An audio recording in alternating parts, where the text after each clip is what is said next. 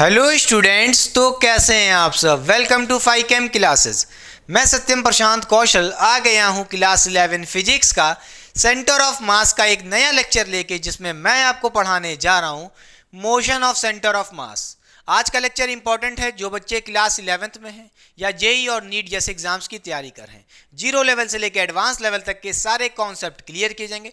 जितने क्वेश्चन बन सकते हैं ऑल टाइप ऑफ क्वेश्चन कराने की कोशिश करूंगा। बस वीडियो में एंड तक बने रहिएगा। तो चलिए बिना टाइम वेस्ट के स्टार्ट करते हैं आज का लेक्चर। हेडिंग लगा लीजिए, मोशन ऑफ सेंटर ऑफ मास। भाई प्रीवियस लेक्चर्स में हम लोग ने क्या सीखा था? सेंटर ऑफ मास की पोजीशन कैसे निकालते हैं, या ये कह लो सेंटर ऑफ मास की डिस्टेंस कैसे निकालते हैं किसी भी पॉइंट से। और आज हम लोग सीखेंगे कि सेंटर ऑफ मास की हम लोग वेलोसिटी कैसे निकालेंगे, एक्सेलरेशन कैसे निकालेंगे, और उस पर फोर्स क्या लग रहा है सेंटर ऑफ मास पे, वो भी निकालना सीखेंगे। आइए बात करते हैं। जैसे मैंने आपको कहा था, अगर हमारे पास कोई दो मास होते थे, ठीक है, या कह लो कोई दो मास है, या कह लो तीन चार मास अगल बगल रखे हैं, तो कहीं उसके उन मासेस के कहीं बीच में ही हमारा सेंटर ऑफ मास की पोजीशन होती थी।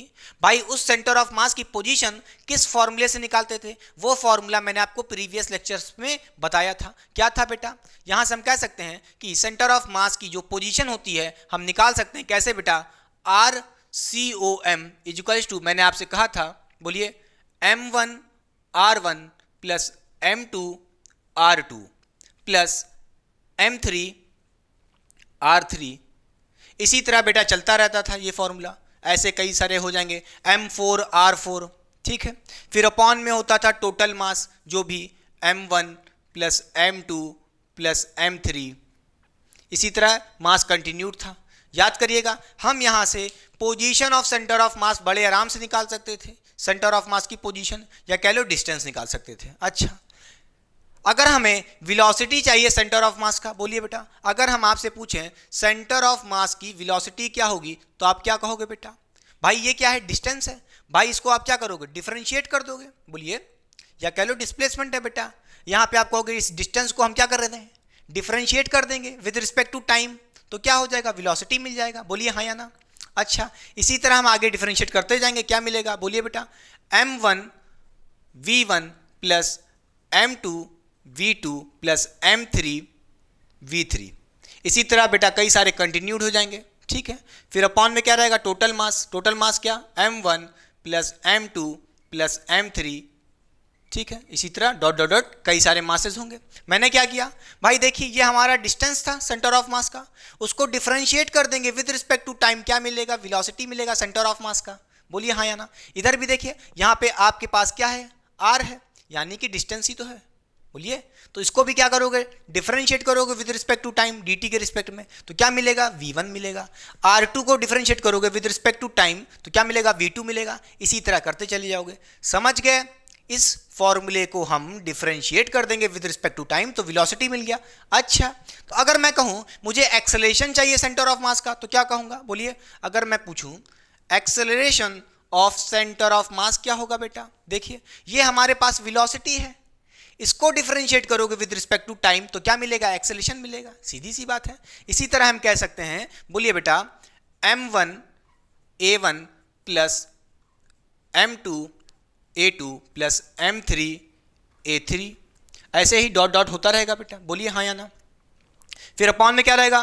Total mass M1 plus M2 plus M3, ऐसे डॉट डॉट डॉट, ठीक है। क्लियर बेटा? फिर से देखिए, मैंने सेंटर ऑफ मास के डिस्टेंस को डिफरेंशिएट किया विद रिस्पेक्ट टू टाइम, क्या मिला? वेलोसिटी मिला। फिर सेंटर ऑफ मास की वेलोसिटी को डिफरेंशिएट करोगे विद रिस्पेक्ट टू टाइम, तो क्या मिलेगा? एक्सेलरेशन मिलेगा। सीधी सी बात है। बोलिए हाँ या ना।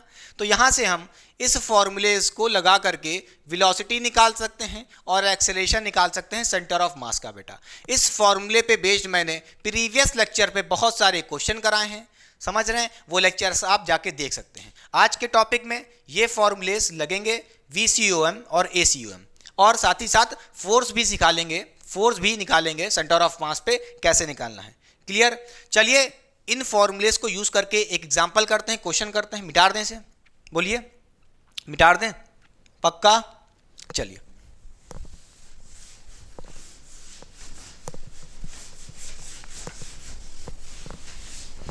आइए क्वेश्चन नंबर हेडिंग लगा लीजिए बेटा, क्वेश्चन नंबर 1 ट्राई करते हैं। देखिए क्वेश्चन में हमको गिवन है कि यहाँ पे हमारे पास एक कोई 1 kg का मास है बेटा, ठीक।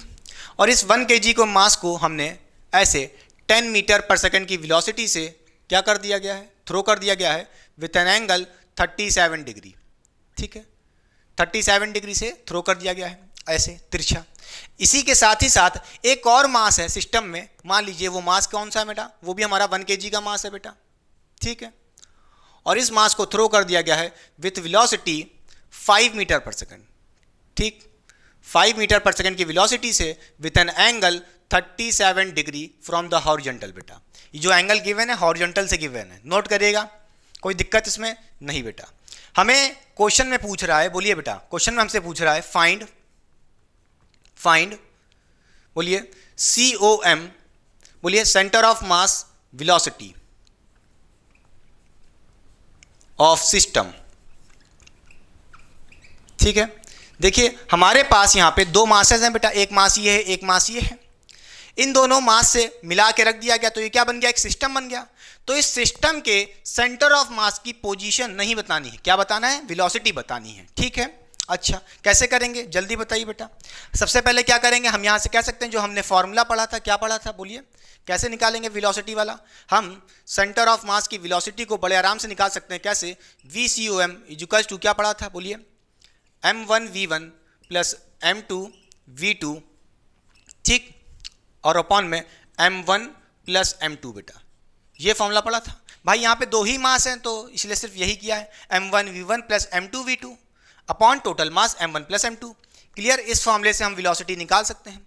मगर नोट करिएगा बेटा, यहाँ पे जो आपको वेलोसिटीज थ्रो की गई हैं इसके पास 2 कंपोनेंट होंगे, एक x में होगा और एक y में होगा। इसी तरह इधर भी देखिए, इसमें भी बेटा एक x में होगा और एक y में होगा। जब रिजॉल्व करोगे तो यहाँ से हम कह सकते हैं कि पहले चलिए इन वेलोसिटीज़ को रिजॉल्व कर लेते हैं बेटा, तो क्या हो जाएगा। देखिए यहाँ पे आप क्या करोगे, अगर आप इस 10 वेलोसिटी को बोलिए 10 मीटर पर सेकंड की वेलोसिटी को ऐसे रिजॉल्व कर लोगे हॉरिजॉन्टल वेलोसिटी x एक्सिस के अलोंग, क्या मिल जाएगी बेटा बोलिए, कहोगे यहाँ से 10 cos 37 हो जाएगा, ठीक।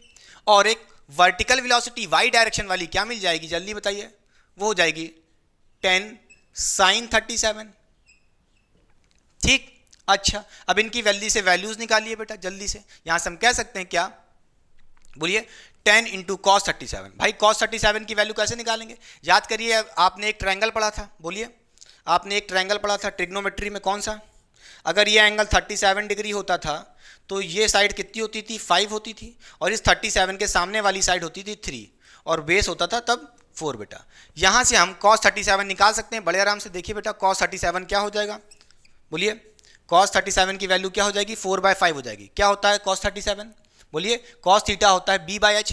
तो यहाँ से कह दोगे बेस क्या हो जाएगा, ये हो जाएगा, और h क्या है, ये है, तो कह दोगे 4/5 हो जाएगा, ठीक। इसी तरह हम sin 37 की वैल्यू चाहिए होगी। sin 37 क्या होगा बेटा बोलिए, sin थीटा होता है परपेंडिकुलर अपॉन हाइपोटेन्यूज। परपेंडिकुलर बेटा 3 है और हाइपोटेन्यूज 5 है, तो कहोगे 3/5 हो जाएगा, काम खत्म बेटा। इन वैल्यूज को नोट कर लीजिए, इसकी जरूरत पड़ेगी। तो यहाँ पे देखिए 10 cos 37 निकालना था, तो 10 इंटू cos 37, cos 37 कितना बेटा 4/5 है, रख दीजिए, काम हो जाएगा, ठीक। तो यहाँ से कह दोगे ये 1 जा, ये जाएगा 2 जा, कितना आ जाएगा, 8 आ जाएगा, बोलिए बेटा 8 मीटर पर सेकंड, ठीक। तो देखिए इसके x डायरेक्शन वाली वेलोसिटी कितनी होगी बेटा बोलिए, 8 मीटर पर सेकंड, और y डायरेक्शन वाली वेलोसिटी कितनी है, 10 sin 37। इसकी वैल्यू भी निकालिए बेटा, क्या आ जाएगी बोलिए, 10 इंटू sin 37, sin 37 3/5 है बेटा, इसको 1 जा, ये जाएगा 2 जा, कितना आ जाएगा, 6 आ जाएगा। तो यहाँ से कह दोगे जो आपकी y डायरेक्शन वाली वेलोसिटी होगी कितनी होगी बेटा, 6 मीटर पर सेकंड होगी, कितनी होगी, 6 मीटर पर सेकंड, बोलिए। इसी तरह हमें इसको भी रिजॉल्व करना पड़ेगा, इस वेलोसिटी को भी x के अलोंग रिजॉल्व करना पड़ेगा, बोलिए हॉरिजॉन्टल वेलोसिटी क्या हो जाएगी एक बेटा, यहाँ से कह देंगे क्या, 5 cos 37, ठीक। ये हो गई इसकी 5 cos 37, और एक हो जाएगी नीचे की तरफ बेटा बोलिए y डायरेक्शन की, नेगेटिव y डायरेक्शन की क्या हो जाएगी नीचे की तरफ, बोलिए ये हो जाएगा 5 sin 37, 5 sin 37। चलिए जल्दी से इन दोनों की वैल्यू निकालिए जल्दी से। यहाँ से हम कह सकते हैं cos 37, बोलिए 5 cos 37 की वैल्यू क्या जाएगी, 5 इंटू cos 37। cos 37 क्या बेटा था, बोलिए 4/5 था। बोलिए cos 37 क्या था, 4/5 था। यहाँ से 5 से 5 मर जाएगा, कितना आ जाएगा, 4 आ जाएगा। तो कह दोगे वेलोसिटी कितनी आ जाएगी, 4 मीटर पर सेकेंड, बड़े आराम से। ठीक, और नीचे वाली वेलोसिटी देखिए बेटा इस डायरेक्शन की, नीचे की तरफ। बोलिए हम यहाँ से 537 के वैल्यू भी निकाल सकते हैं, कैसे, 5 इंटू साइन 37, 3/5 है बेटा, रख दीजिए। 5 से 5 मर जाएगा, कितना आ जाएगा, 3 आ जाएगा मीटर पर सेकेंड। क्लियर। तो वाई डायरेक्शन की वेलोसिटी नीचे की तरफ कितनी हो गई बेटा, बोलिए 3 मीटर पर सेकेंड, और एक्स के अलोंग 4 मीटर पर सेकेंड। इसमें कोई दिक्कत नहीं होनी चाहिए। अब कुछ नहीं बेटा, यहाँ पे आप जैसा कि देख पा रहे हो हमारे पास जो वेलोसिटीज होंगी एक्स और वाई के अलोंग दोनों हैं, तो कुछ नहीं करना है, यहाँ से हम बस कुछ नहीं करेंगे। देखिए अगर हम बोलें सेंटर ऑफ मास की वेलोसिटी अलोंग एक्स एक्सिस क्या हो जाएगी बेटा, तो आप कहोगे m1 x1, और वेलोसिटी v1 की जगह हम यहाँ पे लिख देंगे क्या बेटा, v1 x1। बोलिए बोलिए कोई दिक्कत, बोलिए ये हमारा मान लो फर्स्ट मास है बेटा m1, और ये हमारा सेकंड मास है m2। ठीक, तो फर्स्ट वाले मास की x डायरेक्शन की वेलोसिटी, बोलिए x डायरेक्शन की, बोलिए इसी तरह हम कह देंगे प्लस m2, बोलिए v2 x डायरेक्शन की वेलोसिटी, अपॉन में total mass m1 plus m2। Clear बेटा, निकाल सकते हैं यहाँ से हम। बोलिए इसी तरह हम y डायरेक्शन की वेलोसिटी भी निकाल सकते हैं इस फॉर्मूले से। बोलिए बस कुछ नहीं करना, यहाँ पे y लगा देना है, m1 v1 y plus m2 v2 y बेटा, और अपॉन में total mass m1 plus m2। ठीक बेटा, अब यहाँ से कुछ नहीं करना है, हम x डायरेक्शन की वेलोसिटी सेंटर ऑफ मास की निकाल सकते हैं। कैसे, ध्यान से देखिएगा।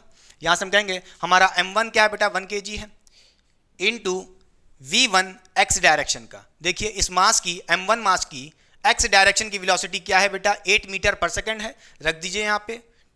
ठीक है, रख दिया। फिर प्लस m2 देखिए बेटा मास कौन है, सेकेंड मास, 1 kg का मास ये भी है, तो इसकी वैल्यू रखिए 1 kg, into v2 x direction की। बोलिए इस m2 की x डायरेक्शन की वेलोसिटी क्या है, 4 मीटर पर सेकेंड है। यहाँ पे आप v2 कितना रख देंगे बेटा, v2x, बोलिए 4 रख दीजिए, और अपॉन में टोटल मास 1 kg ऐड करके रख दीजिए, 1 + 1। फिर बेटा यहाँ से आप सॉल्व कर लेंगे, कितना हो जाएगा, 8 + 4 12 हो जाएगा, 12/2 कितना हो जाएगा, 6। बोलिए 6 मीटर पर सेकेंड आ जाएगा। x डायरेक्शन की वेलोसिटी ऑफ सेंटर ऑफ मास क्या आ जाएगी, 6 मीटर पर सेकेंड। ठीक, यहाँ से y डायरेक्शन की भी निकाल सकते हैं। कैसे, बोलिए बेटा m1 क्या है, 1 है, इनटू v1 y डायरेक्शन का। ध्यान से देखिए इस m1 का y डायरेक्शन की वेलोसिटी कितनी है, 6 मीटर पर सेकेंड। बोलिए बेटा कितनी वैल्यू आई थी, 10 sin 37 को जब सॉल्व किए थे 6 मीटर पर सेकेंड आया था y डायरेक्शन की वेलोसिटी। तो यहाँ पे v1 कितना हो जाएगा, 6 हो जाएगा। बोलिए फिर प्लस m2 कितना है, 1 kg है, इनटू बोलिए m2 इंटू v2। अच्छा m2 ये है, इसके y डायरेक्शन की वेलोसिटी देखिए बेटा नीचे की तरफ कितनी है, 3 मीटर पर सेकंड है। क्या है, 3 मीटर पर सेकंड। अगर आपने यहाँ पे सिर्फ 3 लिख दिया तो गलत हो जाएगा, क्योंकि ये 3 मीटर पर सेकंड किस डायरेक्शन में है, नेगेटिव वाई एक्सिस के लॉन्ग ना, तो साइन के साथ रखना है बेटा, वेक्टर है ना। ठीक, तो यहाँ पे -3 मीटर पर सेकंड रखेंगे। क्लियर। फिर अपॉन में total mass m1 plus m2 यानी कि 1 kg प्लस 1 kg। ठीक, फिर यहाँ से सॉल्व कर लोगे बड़े आराम से, क्या हो जाएगा, 6, बोलिए कितना हो जाएगा, 6 - 3 कितना आ जाएगा, 3 आ जाएगा, 3/2 कितना आ जाएगा, 1.5 आ जाएगा। कुछ गड़बड़ी तो नहीं कर रहे हैं, ध्यान से देखिए। कितना आ जाएगा, 1.5 आ जाएगा, 1.5 मीटर पर सेकंड। क्लियर हो गई बात, समझिएगा इस बात को। तो यहाँ से हम कह सकते हैं कि हमारे सेंटर ऑफ मास की वेलोसिटी एक्स डायरेक्शन की कितनी होगी, 6 मीटर पर सेकंड होगी, और वाई डायरेक्शन की सेंटर ऑफ मास की वेलोसिटी 1.5 मीटर पर सेकंड होगी। मगर ये फाइनल आंसर नहीं है, नोट करिएगा। बोलिए तो हम कह सकते हैं यहाँ से क्या, इसको मिटा दें बेटा यहाँ पे, बोलिए मिटा दें, यहाँ पे जरूरत पड़ेगी। देखिए हमारे पास जो सेंटर ऑफ मास होगा बेटा, ये सेंटर ऑफ मास कहीं यहाँ पे होगा। खुद सोचिए भाई, पोजीशन ऑफ सेंटर ऑफ मास कहाँ पे होगी, इन दोनों मासेस के कहीं बीच पे ही होगी। ठीक है, मान लेते हैं ये हमारा सेंटर ऑफ मास है COM। ठीक, अच्छा मान लीजिए हम इस सेंटर ऑफ मास को बाहर निकाल लेते हैं जरा, ठीक। तो यहां से हम कहेंगे ये हमारा सेंटर ऑफ मास है बेटा। इस सेंटर ऑफ मास के पास दो वेलोसिटीज हैं। देखिए एक एक्स डायरेक्शन के अलोंग कितनी आ रही है, 6 मीटर पर सेकंड। तो यहां से आप कहोगे इसके पास एक एक्स डायरेक्शन की वेलोसिटी है 6 मीटर पर सेकंड, और एक वाई डायरेक्शन की वेलोसिटी है, नहीं नेगेटिव नहीं है, कितनी है, पॉजिटिव में आ रही ना, तो इसको ऊपर रखिए, सॉरी हाँ इसको ऊपर बनाएंगे। बोलिए हमारे सेंटर ऑफ मास के पास, बोलिए एक एक्स डायरेक्शन में वेलोसिटी है और एक पॉजिटिव वाई डायरेक्शन की वेलोसिटी आई है 1.5 मीटर पर सेकंड। बोलिए वाई डायरेक्शन की वेलोसिटी कितनी है, बोलिए वी वाई कितना आया बेटा, बोलिए 1.5 मीटर पर सेकंड। समझ गए? अच्छा अब यहां से हम कह सकते हैं अगर हम सेंटर ऑफ मास की वेलोसिटी को वेक्टर फॉर्म में कहें तो कितनी होगी, बोलिए हम यहां से कह सकते हैं velocity of centre of mass in vector form क्या हो जाएगा बेटा, बोलिए एक्स डायरेक्शन की वेलोसिटी कितनी है, 6 है, तो यहां पे 6 आई कैप लिख देंगे, बोलिए 6 आई कैप क्योंकि एक्स डायरेक्शन में है, फिर प्लस वाई डायरेक्शन की वेलोसिटी कितनी है 1.5 है, बोलिए वाई डायरेक्शन के लिए क्या लिखते हैं, जे कैप लिखते हैं। तो यहां से कह सकते हैं velocity of centre of mass in vector form कितना आ रहा है, 6 आई कैप प्लस 1.5 जे कैप। ये हमारा वेक्टर फॉर्म में आ गया। भाई क्या पता आपसे स्पीड पूछ रहा हो या मैग्नीट्यूड ऑफ वेलोसिटी पूछ रहा हो, क्या दिक्कत है। तो हम कह सकते हैं यहां से, बोलिए मैग्नीट्यूड ऑफ वेलोसिटी क्या हो जाएगा, बोलिए कैसे निकालेंगे, जो भी आई कैप के साथ जुड़ा हुए उसका स्क्वायर कर दो बेटा, तो 6 का स्क्वायर कर देंगे, कर दिया, फिर प्लस जे कैप के साथ जो जुड़ा हो उसका स्क्वायर कर दो, तो 1.5 का स्क्वायर कर देंगे। बोलिए यहां से देखिए, यहां से अंडर रूट में कितना आ जाएगा बेटा, जल्दी बताइए, 36 हो जाएगा, प्लस 2.25। जब आप ऐड कर लोगे तो मैं डायरेक्ट लिख देता हूं कितना, 38.25 बेटा, ये आ जाएगा। और जब आप इसकी वैल्यू निकालोगे तो लगभग 36 की जैसे कह सकते हैं, हाँ कितनी आएगी, मान लीजिए ये आएगी कुछ 6.18 मीटर पर सेकेंड, लमसम बेटा यही आएगी, एग्जैक्टली नहीं कह सकते, ठीक। अच्छा तो यहां से हम कह सकते हैं जो भी सेंटर ऑफ मास की वेलोसिटी होगी वो कितनी है, 6.18 मीटर पर सेकेंड। बोलिए समझ गया कि नहीं समझ गया, पक्का। अच्छा अगर आपसे कोई पूछे कि मान लो ये वेलोसिटी हो गई, चलो समझ गए, मगर सेंटर ऑफ मास का डायरेक्शन क्या होगा, सेंटर ऑफ मास का डायरेक्शन नोट करिएगा, ये कॉपी हो गया बेटा, बोलिए मिटार दें, ये कॉपी हो गया, मिटार दें, देखिए पक्का, देखिए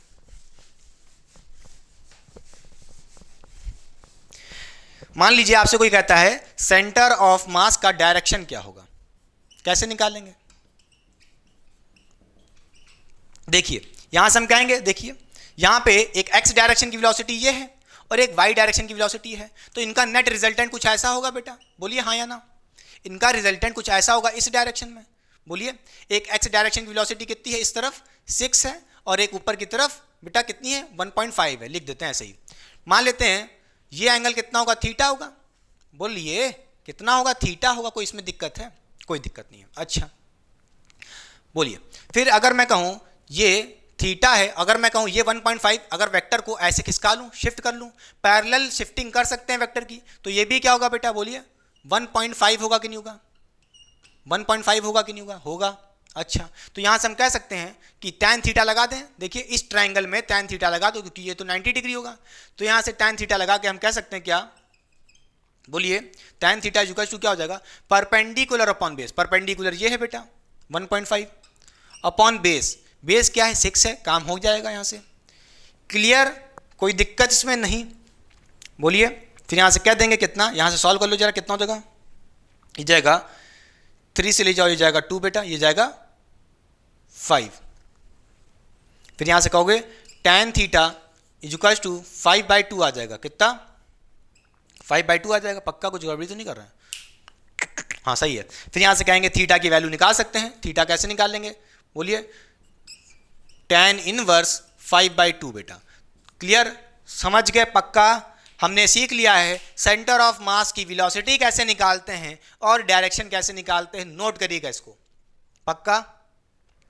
सेंटर ऑफ मास का डायरेक्शन यानी कि ये एंगल कितना बना रहा है, क्लियर, बोलिए हाँ या ना, पक्का, मिटार दें। नेक्स्ट क्वेश्चन करें।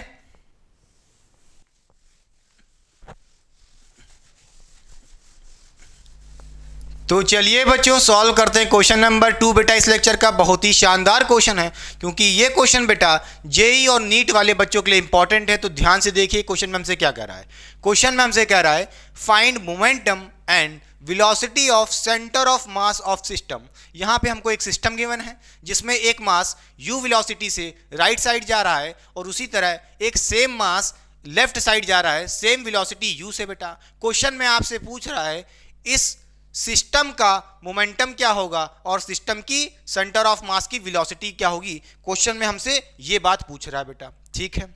अच्छा, अब कई बच्चे कहेंगे इसमें जेई नीट वाला कौन सा क्वेश्चन है, ये तो बहुत ही हलवा क्वेश्चन है। नहीं बेटा, यहां से रीजनिंग क्वेश्चन बनेंगे। कैसे, अभी बताते हैं हम। देखिए कई लोग सोच रहे होंगे भाई इस मास की वजह से जो मोमेंटम होगा वो कितना होगा, प्लस mu होगा, और इस वाले मास की वजह से माइनस amu होगा। तो ओवरऑल या कह लो नेट सिस्टम का मोमेंटम जीरो हो जाएगा, plus amu minus amu zero हो जाएगा। ये तो बड़ा आसान है, मगर यहाँ से रीजनिंग वाले क्वेश्चन बनेंगे जो नीट और जेई वाले बच्चों के लिए इंपॉर्टेंट है, इसलिए कह रहे हैं ध्यान से नोट करिएगा सब कुछ। अच्छा देखिए, अगर मैं बात करूं सिस्टम के मोमेंटम की तो आप कैसे निकालोगे। यहाँ पे आप कह सकते हो जो सिस्टम का मोमेंटम होगा हम निकाल सकते हैं P1 प्लस P2। बेटा P1 इस वाले मास का मोमेंटम है, P2 इस वाले मास का मोमेंटम है, दोनों मासेस का मोमेंटम ऐड कर दो, काम खत्म बेटा। यहां से कहोगे कि जो मोमेंटम हो जाएगा बेटा, बोलिए क्या हो जाएगा, P1 इस वाले मास का मोमेंटम कितना होगा बेटा, बोलिए कैसे निकालते हैं भाई। मोमेंटम यानी कि P कैसे निकालते हैं, मास इंटू वेलोसिटी होता है। अच्छा, तो इस वाले पार्टिकल का देखिए मास कितना है, m है, और इसकी वेलोसिटी u है राइट साइड बेटा, इसलिए इसका जो मोमेंटम होगा प्लस mu होगा, ठीक है। फिर इस वाले का देखिए P2 यानी कि momentum of this second particle, इसका मास भी m है, वेलोसिटी भी u है, मगर लेफ्ट साइड है, जिसके वजह से इसका मोमेंटम क्या होगा, माइनस mu होगा बेटा। कोई दिक्कत नहीं बेटा।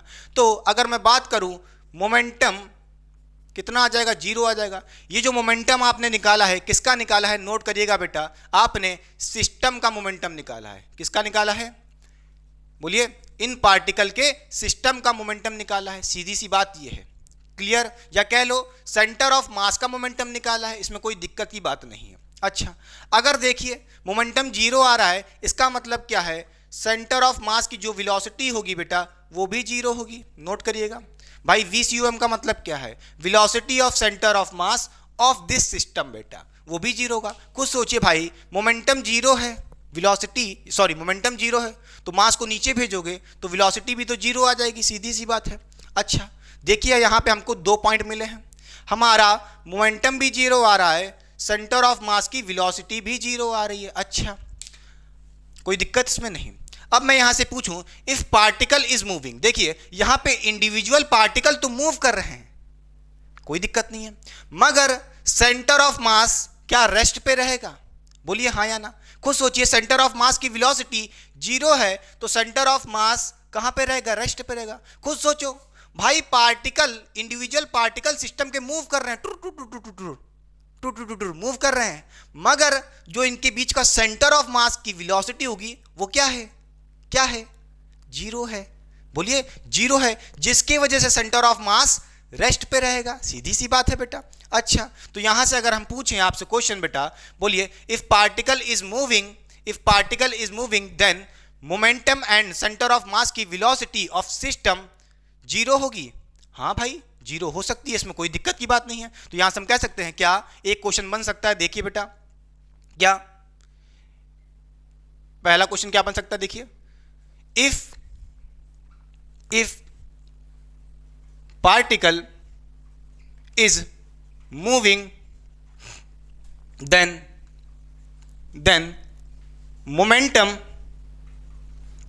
and velocity of center of mass, then velocity of center of mass of system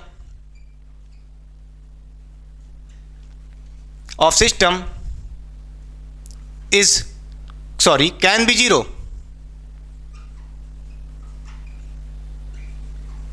बताइए, मैं पूछ रहा हूं if particle is moving then momentum and velocity of centre of mass of system can be zero. खुद देखिए बेटा, भले ही individual particle move कर रहे हैं किसी वेलोसिटी से, मगर जो इनके सेंटर ऑफ मास की वेलोसिटी होगी या कह लो मोमेंटम होगा, वो जीरो हो सकता है कि नहीं हो सकता है? हो सकता है बेटा, उसके बावजूद भी। बोलिए हाँ या ना। तो यहाँ से हम कह सकते हैं हाँ ये बात सही है बेटा। तो आंसर क्या होगा अपना? बोलिए हाँ। हाँ या नहीं भैया कहोगे? अब साउथ इंडियन वाले कहेंगे अरे ससुरा हिंदी पढ़ाता है, पुअर कंटेंट पुअर कंटेंट। अरे नहीं भैया, हाँ कीजिएगा, ट्रू लिख लो, खुश हो जाओ, छोड़ के मत जाना यार, दिल ना दुखाना। अच्छा लिख लो ट्रू, सही बात है। अरे भाई कोई दिक्कत नहीं बेटा, चलिए। अरे हिंदी फील है ना, इसलिए समझ गए, कोई दिक्कत नहीं। इसका मतलब क्या है भाई? मोमेंटम और सेंटर ऑफ मास की वेलोसिटी ऑफ सिस्टम जीरो हो सकती है, हो सकती है। इसका मतलब क्या है? अगर सेंटर ऑफ मास की वेलोसिटी जीरो होगी तो इसका मतलब क्या है? जो सेंटर ऑफ मास होगा वो रेस्ट पे रहेगा, भले ही पार्टिकल मूव कर रहे हैं। Two two two two two. समझ गए? तो यहां से हम कह सकते हैं नोट करने वाली बात क्या है बेटा? नोट करने वाली बात यह है कि जो हमारा सेंटर ऑफ मास होगा कैन बी एट रेस्ट, भले ही पार्टिकल सिस्टम में पार्टिकल मूव कर रहे हैं, कोई दिक्कत इसमें नहीं बेटा, पक्का। अच्छा नेक्स्ट क्वेश्चन क्या बन सकता है? नेक्स्ट क्वेश्चन देखिए बेटा, अगर मैं बात करूं यहां पे काइनेटिक एनर्जी, इस सिस्टम के काइनेटिक एनर्जी की मैं बात करूं तो वो क्या होगी? आइए देखते हैं। बोलिए बेटा। तो यहां से हम कह सकते हैं कि काइनेटिक एनर्जी हम सिस्टम की कैसे निकालेंगे बेटा? देखिए भाई काइनेटिक एनर्जी कैसे निकालते हैं?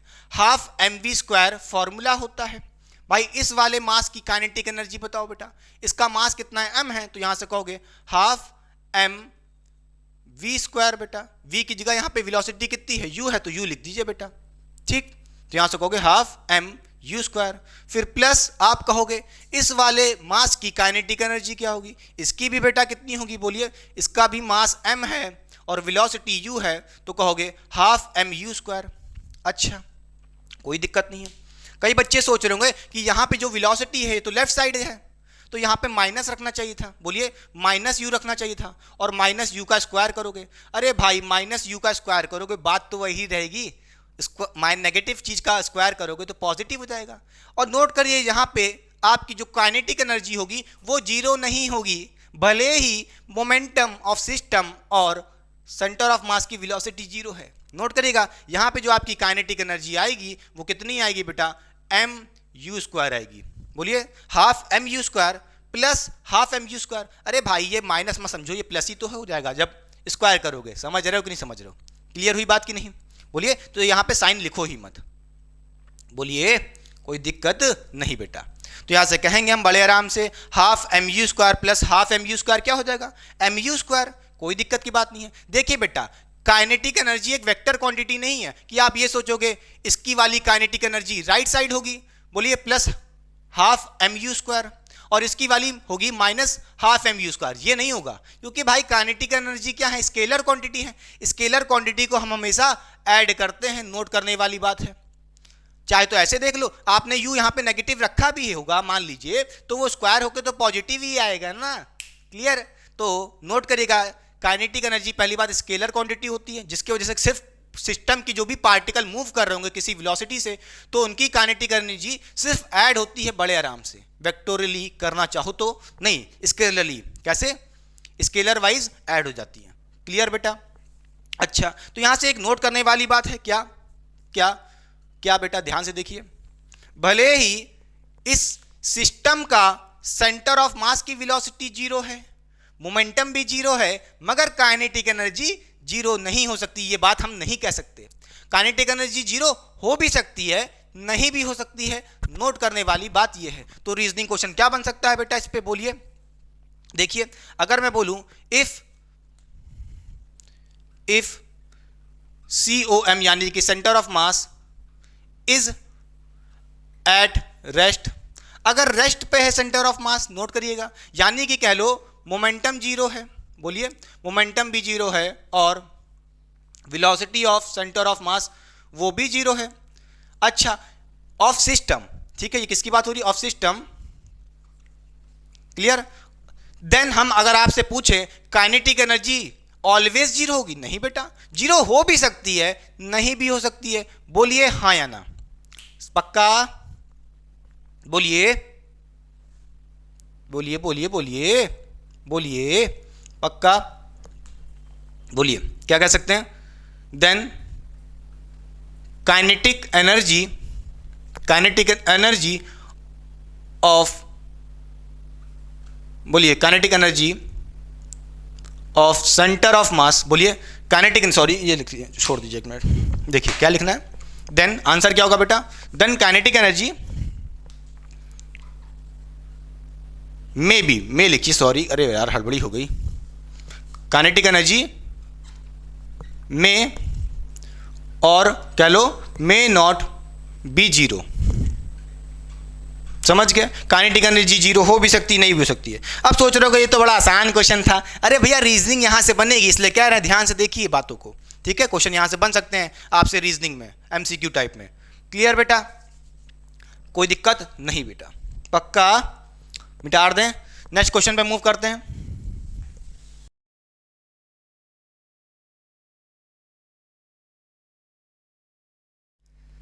तो चलिए बच्चों सॉल्व करते हैं क्वेश्चन नंबर 3। बेटा ध्यान से देखिए, बहुत ही इंपॉर्टेंट क्वेश्चन है। क्वेश्चन में हमसे क्या कह रहा है, आइए देखते हैं। क्वेश्चन में हमसे कह रहा है two particle A and B are of equal mass m are projected with speed of 10 metre per second, find momentum p, मतलब क्या बेटा यहाँ पे मोमेंटम निकालना है, and velocity of centre of mass at t equal to 0। जब time 0 second था, यानी कि जब टाइम 0 सेकेंड था उस समय इस पार्टिकल को जब प्रोजेक्ट किया गया 10 मीटर पर सेकेंड से, तो इनकी सेंटर ऑफ मास की वेलोसिटी क्या होगी और सिस्टम का मोमेंटम क्या होगा। क्वेश्चन में ये पूछ रहा है, सीधी सी बात है। अच्छा, कोई दिक्कत की बात नहीं है। अब हमें क्या करना पड़ेगा, इन वेलोसिटीज के कंपोनेंट लेने पड़ेंगे, तब बड़े आराम से अपना काम हो सकता है। देखिए अगर मैं इस बी वाले पार्टिकल की वेलोसिटी देखिए 10 मीटर पर सेकेंड है, 30 डिग्री के एंगल से प्रोजेक्ट किया गया है। इसका जो हॉरिजॉन्टल कंपोनेंट होगा एक्स डायरेक्शन का, इस तरफ वाला, वो क्या होगा बेटा जल्दी बताइए? वो होगा हमारा 10, बोलिए 10 cos 30।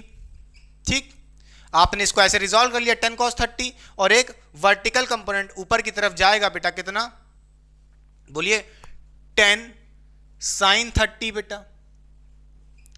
क्लियर?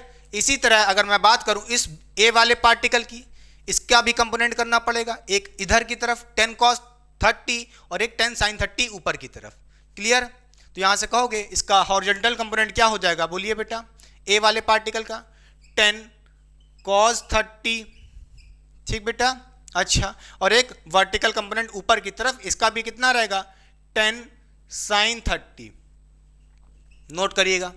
अब हमें क्या निकालना है, मोमेंटम निकालना है। बड़े आराम से हम कैसे कह सकते हैं, देखिए मोमेंटम, अगर हम बात करें सिस्टम के मोमेंटम की, क्या हम बात कर रहे हैं मोमेंटम ऑफ सिस्टम, क्या होगा P, आपने पढ़ा था बेटा क्या होता है, बोलिए P1 प्लस P2 ये होता है। कोई दिक्कत नहीं। यहां पे पार्टिकल A एंड B है, इसलिए नाम दे देते हैं बेटा 1 और 2 की जगह ए वाले पार्टिकल का मोमेंटम प्लस बी वाले पार्टिकल का मोमेंटम। कोई दिक्कत नहीं होनी चाहिए। मोमेंटम निकालते कैसे हैं, पी कैसे निकालते हैं, मास इनटू वेलोसिटी। क्लियर? अच्छा, अब आइए बात करें हम सबसे पहले एक्स डायरेक्शन के मोमेंटम की। एक्स डायरेक्शन के मोमेंटम की तो देखिए बेटा इस पार्टिकल ए का वेलोसिटी इस तरफ कितना है 10 cos 30 है, और इस बी वाले पार्टिकल का एक्स डायरेक्शन की वेलोसिटी देखिए cos 30, 10 cos 30 इसकी भी है। देखिए अगर मैं बात करूं इन दोनों पार्टिकल के एक्स डायरेक्शन की वेलोसिटी देखिए, इधर 10 cos 30, इधर भी 10 cos 30, दोनों इक्वल इन मैग्नीट्यूड हैं, अपोजिट इन डायरेक्शन है, एक दूसरे को काट देंगे, कैंसिल आउट कर देंगे, तो यानी कि एक्स डायरेक्शन की वेलोसिटी कुछ होगी ही नहीं। बोलिए क्लियर हो गई बात? तो यहां पे एक्स डायरेक्शन की कोई वेलोसिटी नहीं है, तो एक्स डायरेक्शन का मोमेंटम भी नहीं होगा। तो जो मोमेंटम होगा सिस्टम का वो किस पे डिपेंड करेगा, सिर्फ वाई डायरेक्शन वाली वेलोसिटी के वजह से। समझ गए? अच्छा, तो यहां से हम कह सकते हैं क्या, बोलिए पी ए यानी कि मोमेंटम ऑफ पार्टिकल ए कैसे निकालेंगे, मास इनटू वेलोसिटी। मास कितना है, m है बेटा, दोनों का मास कितना है, ए वाले पार्टिकल का भी मास m है और b का भी m है। बोलिए। अब इस ए वाले पार्टिकल की वेलोसिटी देखिए बेटा, वर्टिकल वाली वाई डायरेक्शन की कितनी है, 10 साइन 30 है। कितनी है, 10 साइन 30 है, तो इसको मल्टीप्लाई कर दीजिए किससे, 10 साइन 30 है। बोलिए, और किस डायरेक्शन में है, वाई डायरेक्शन में है, पॉजिटिव वाई डायरेक्शन में है, तो हम कहेंगे जे कैप। ठीक, यूनिट वेक्टर भी लगा देंगे। फिर प्लस पीबी, पीबी यानी कि मोमेंटम ऑफ पार्टिकल बी, इसकी वाई डायरेक्शन की वेलोसिटी कितनी है, 10 साइन 30 है, तो यहां से कह देंगे इसका मोमेंटम भी कितना हो जाएगा, m 10 साइन 30, बड़े आराम से वाई डायरेक्शन में, इसलिए जे कैप। क्लियर। देखिए जो मोमेंटम मिल रहा है सिर्फ वाई डायरेक्शन की वजह से मिल रहा है, पार्टिकल की वेलोसिटी की वजह से। एक्स डायरेक्शन की velocity equal in magnitude, opposite in direction, तो एक्स डायरेक्शन का जो भी मोमेंटम होगा वो कुछ नहीं होगा, जीरो होगा। क्लियर। अच्छा, यहां से हम कह सकते हैं कि, बोलिए सॉल्व करेंगे तो देखिए m 10 sine 30 plus m 10 sine 30 दोनों ऐड हो जाएंगे, कितना हो जाएगा बेटा, हो जाएगा 2m 10 साइन 30। बोलिए जे कैप, कोई दिक्कत नहीं।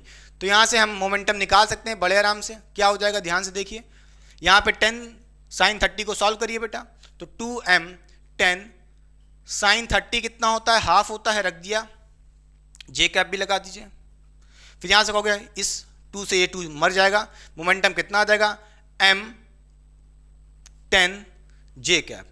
तो यहां से हमें मोमेंटम मिल चुका है सिस्टम का बेटा। क्या, सिस्टम का मोमेंटम कितना आ रहा है, m 10 जे कैप। m क्या बेटा, यहाँ पे मास है, जो भी मास दिया होगा, क्या पता क्वेश्चन में आपका a एंड b का मास दिया होगा, जो भी दिया हो, 10 kg दिया हो, 5 kg दिया हो, रख दीजिएगा यहाँ पे, काम हो जाएगा। क्लियर।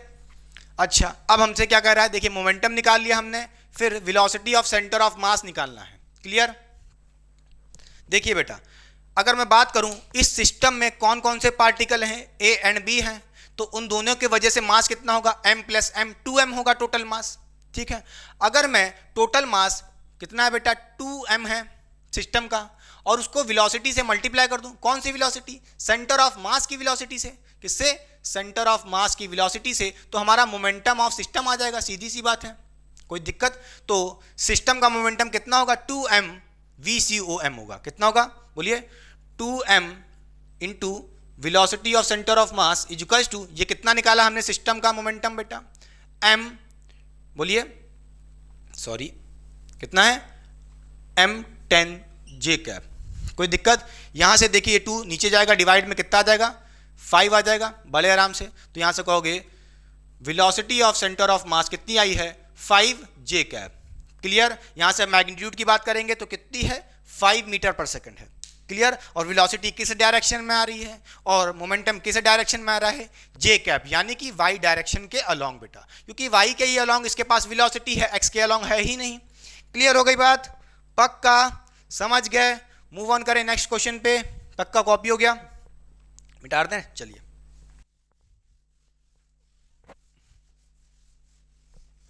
तो चलिए बच्चों सॉल्व करते हैं क्वेश्चन नंबर 4। इस लेक्चर का एक ताबड़तोड़ क्वेश्चन है, क्योंकि ये क्वेश्चन बेटा क्लास 11th वाले बच्चों के लिए तो इंपॉर्टेंट है ही, साथ ही साथ नीट और जेई वाले बच्चों के लिए भी इंपॉर्टेंट है। तो ध्यान से देखिएगा क्वेश्चन में हमसे क्या कह रहा है। क्वेश्चन में हमसे कह रहा है find acceleration of centre of mass of system, पहला पार्ट। फिर दूसरा पार्ट कह रहा है find velocity and distance travelled by centre of mass after 6 second.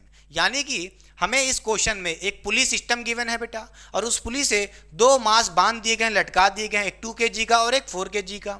हमें इन मासेस के वजह से सेंटर ऑफ मास की क्या बतानी है, एक्सेलरेशन बतानी है, वेलोसिटी बतानी है, और वो सेंटर ऑफ मास कितना डिस्टेंस मूव किया है उसकी वैल्यू भी बतानी है। तो चलिए सबसे पहला पार्ट हम यहाँ से क्या कह सकते हैं, अगर हमें सेंटर ऑफ मास का एक्सेलरेशन निकालना है तो वो बेटा कैसे निकालेंगे, उसके लिए हमें इन मासेस का इंडिविजुअल एक्सेलरेशन पता होना चाहिए, तभी हम सेंटर ऑफ मास का जो फॉर्मूला हमने पढ़ा था बेटा, क्या, ACOM equals to M1A1 plus M2A2, तभी हम इस फॉर्मूले को लगा करके बड़े आराम से सेंटर ऑफ मास का एक्सेलरेशन बता सकते हैं। ठीक है, A1 A2 क्या है, इन मासेस का इंडिविजुअल एक्सेलरेशन बेटा। अच्छा याद करिए, अगर आपके पास सिंगल फिक्स्ड पुली होता था तो उसका एक्सेलरेशन कैसे निकालते थे, याद है कि नहीं याद है? अगर मैं कहूँ इस 4 kg पे कौन सा फोर्स एक्ट कर रहा होगा, एक तो ग्रेविटेशनल फोर्स नीचे की तरफ mg बेटा, इसका मास कितना है 4 kg है, तो यहाँ पे ग्रेविटेशनल फोर्स डाउनवर्ड क्या हो जाएगा, इस पे जो एक्ट कर रहा होगा वो हो जाएगा बेटा 4g डाउनवर्ड बेटा। इस पे एक टेंशन फोर्स भी लग रहा होगा स्ट्रिंग में T बेटा, क्लियर। अच्छा, और इस 2 kg के मास पे भी एक ग्रेविटेशनल फोर्स डाउनवर्ड लग रहा होगा, कितना 2g, क्लियर बेटा। और इस पे टेंशन फोर्स ऊपर की तरफ T लग रहा होगा।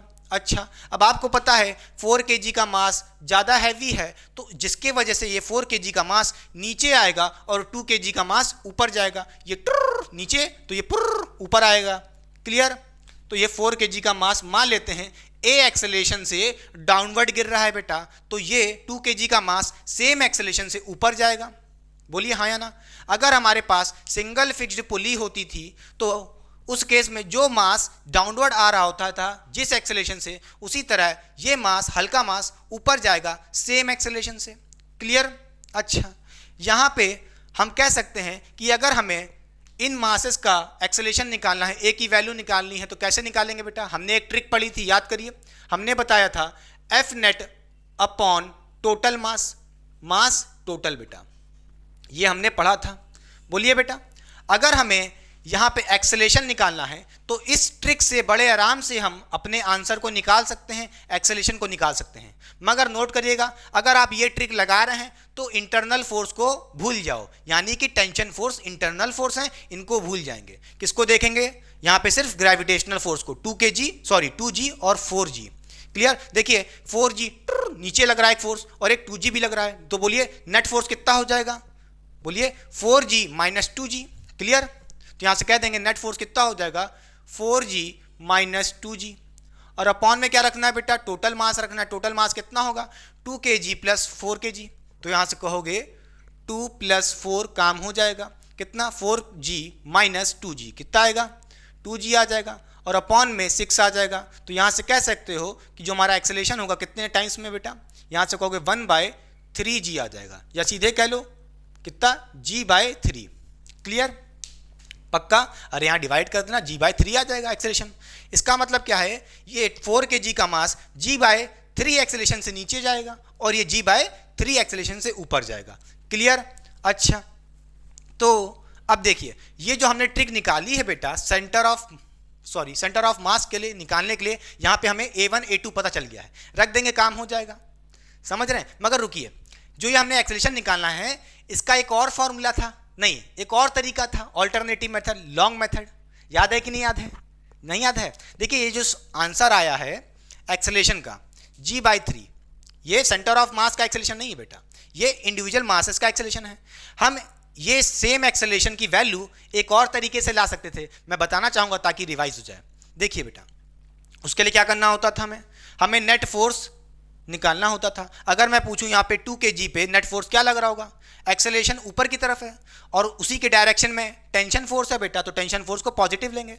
2g अपोजिट लग रहा है एक्सेलेरेशन के, इसलिए इसको नेगेटिव लेंगे। तो यहाँ से नेट फोर्स क्या हो जाएगा हमारा? बोलिए t माइनस 2g बेटा, ये हो गया हमारा नेट फोर्स। नेट फोर्स किसके बराबर होता है? मास इंटू एक्सेलेरेशन बेटा। मास कितना है? 2 kg का है, तो मास 2 हो गया। एक्सेलेरेशन मुझे पता नहीं, a मान लिया बेटा मैंने, क्लियर। अच्छा, कोई दिक्कत की बात नहीं है। इसी तरह अगर मैं बोलूँ 4 kg पे, देखिए एक्सेलेरेशन डाउनवर्ड है, और एक्सेलेरेशन डाउनवर्ड है उसी के डायरेक्शन में ग्रेविटेशनल फोर्स 4g है इस बार, और अपोजिट में कौन है? Tension force. तो टेंशन फोर्स को नेगेटिव में ले लेंगे और 4g को पॉजिटिव में, क्लियर। तो यहाँ से हम कहेंगे नेट फोर्स कितना हो जाएगा 4 kg पे बेटा? बोलिए 4g minus t equals to, बोलिए ये हो गया नेट फोर्स। इस 4 kg पे नेट फोर्स क्या होगा? Mass into acceleration. मास कितना है? 4 है, 4 kg है और एक्सेलेरेशन a है मैंने माना, तो यहाँ से कहेंगे 4a हो जाएगा। यहाँ से हम साइमल्टेनियस लीनियर इक्वेशन सॉल्व कर सकते हैं, बड़े आराम से a की वैल्यू आ जाएगी, t से t मर जाएगा, यहाँ से फिर हम कहेंगे कितना? बोलिए 4g बचेगा बेटा और माइनस में 2g होगा, तो कितना आ जाएगा ओवरऑल? सीधे कहते हैं कितना आ जाएगा? 2g आएगा, सॉल्व कर लीजिएगा। अरे 4g माइनस 2g तो होगा, ठीक। फिर कहोगे इक्वल्स टू में इधर ऐड हो जाएगा 6a हो जाएगा। फिर यहाँ से कहेंगे a इक्वल्स टू क्या हो जाएगा बेटा? बोलिए क्या हो जाएगा? 2g/6 हो जाएगा। फिर यहाँ से कहेंगे a क्या आ जाएगा? बोलिए g/3 आ जाएगा। देखिए सेम एक्सेलेरेशन इन इंडिविजुअल मासेस का मैं g/3 यहां से भी आ रहा है, g/3 यहां से भी आ रहा है, ठीक है पक्का। अच्छा, अब बड़े आराम से सेंटर ऑफ मास निकाल दीजिए। क्लियर, निकाल तो हम सीधे यहां से भी सकते थे, ए की तो वैल्यू आ गई है बेटा, a1 a2 तो पता चल गया यहीं से, मगर हमने सिखाया है ताकि आपको लॉन्ग मेथड भी आए। क्लियर, चलिए अभी मिटा दे रहे हैं। अब देखिए सेंटर ऑफ मास का एक्सेलरेशन कैसे निकालेंगे, जल्दी देखिए। यहां पे है हमारा m1 क्या है बेटा, देखिए जल्दी से m1 क्या है, जल्दी बताइए। मान लेते हैं ये फर्स्ट मास है, इसका मास कितना है 2 kg है, इनटू इसका एक्सेलरेशन a1 क्या होगा, इसका एक्सेलरेशन किस डायरेक्शन में, बोलिए ये ऊपर जा रहा होगा, किस एक्सेलरेशन से, g/3 से, ऊपर की तरफ है इसलिए पॉजिटिव ले रहे हैं बेटा g/3। फिर प्लस, बोलिए बेटा प्लस m2 क्या है 4 kg इनटू a2 बेटा, a2 क्या है, इस 4 kg का एक्सेलरेशन डाउनवर्ड है जो कितना g/3। क्लियर, और g/3 डाउनवर्ड आ रहा है इसलिए नेगेटिव में लेंगे। क्लियर, तो g/3 नेगेटिव में, और अपॉन में क्या रहेगा, total mass m1 plus m2 यानी कि 2 + 4 कितना हो जाएगा, 2 + 4, खत्म बात। फिर यहां से सॉल्व कर सकते हैं, देखिए बेटा ध्यान से, यहां क्या रहा है, यहां देखिए 2g है, ध्यान से देखिए ऊपर क्या हुआ, जगह कम ना पड़ जाए, देखिए 2g/3 है और यहाँ पे -4g है, -4g/3। इसको सॉल्व करेंगे कितना आएगा बेटा, नोट करिएगा, -2g/3, बोलिए माइनस कितना आएगा 2g/3, ये आ जाएगा हमारा। और नीचे 2 + 4 6 भी है, इसको भी रखिए। क्लियर बात, बोलिए। फिर यहाँ से हम कहेंगे क्या आ जाएगा, देखिए जल्दी से, ये 1s आ जाएगा बेटा और ये 3s आ जाएगा। फिर यहाँ से कह सकते हैं g बाय कितना आ गया 9, -g/9। क्लियर, -g/9 आ गया। क्लियर, बोलिए बेटा। तो यहाँ से हम कह सकते हैं सेंटर ऑफ मास का जो भी एक्सेलरेशन आया है -g/9 आया है। पक्का, कैलकुलेशन तो कुछ गड़बड़ नहीं होगी, देख लें। 2g/3 प्लस का है माइनस का 4g/3 कितना हो जाएगा, -2g/3 और अपॉन में 6, सही है। क्लियर, अच्छा, तो यहां से कह सकते हैं जो हमारा सेंटर ऑफ मास का एक्सेलरेशन आ गया बेटा, पहला पार्ट कितना, -g/9। क्लियर, ये हमारा आंसर आ चुका है। पक्का। अब देखिए फिर हमसे कह रहा है find the velocity. Next part देखिए बेटा, सेकंड पार्ट में हमें क्या निकालना है, वेलोसिटी ऑफ सेंटर ऑफ मास। ठीक, वेलोसिटी निकालनी सेंटर ऑफ मास की, किस पॉइंट पे बेटा, बोलिए किस पॉइंट पे, या कह लो किस टाइम पे, at time equal to 6 second बेटा। तो यहां से हम इक्वेशन ऑफ मोशन लगा सकते हैं, कौन सी, बोलिए v इक्वल्स टू आपने पढ़ी थी u + at बेटा। क्लियर, हम क्या निकालना है, सेंटर ऑफ मास की वेलोसिटी निकालना है। तो यहाँ पे uc लिख लेते हैं, सॉरी uc हो गया और ac हो गया, क्योंकि सेंटर ऑफ मास की कहानी चल रही है।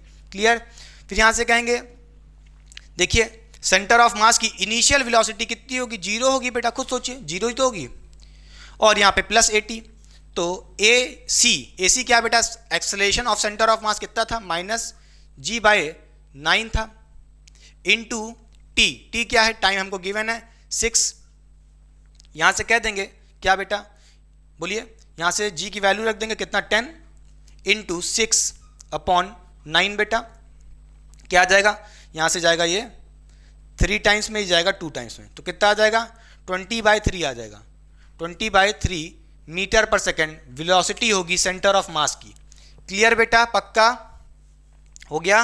अच्छा, अब बात करें डिस्टेंस कितना मूव किया होगा सेंटर ऑफ मास, कैसे निकालेंगे, कॉपी हो गया, मिटा दें ऊपर वाला। देखिए बेटा, यहां से हम कह सकते हैं हमने इक्वेशन ऑफ मोशन पढ़ी थी डिस्टेंस वाली, क्या थी, बोलिए s = ut + ½ at² बेटा, ये होती थी। हम सेंटर ऑफ मास के रिस्पेक्ट में बात कर रहे हैं तो क्या हो जाएगा, c लगा दीजिए यहाँ पे, यहाँ भी c, यहाँ भी c लगा दीजिए, काम खत्म। बोलिए, फिर यहाँ से कहेंगे डिस्टेंस ऑफ सेंटर ऑफ मास क्या होगा बेटा, uc × t। uc क्या है, सेंटर ऑफ मास की इनिशियल वेलोसिटी, ये तो 0 होगी, तो ये पूरा टर्म 0 हो गया, बचा क्या, बोलिए ½ AC क्या है, सेंटर ऑफ मास का एक्सेलरेशन निकाल लिए हैं कितना, -g/9, बोलिए -g/9 बेटा।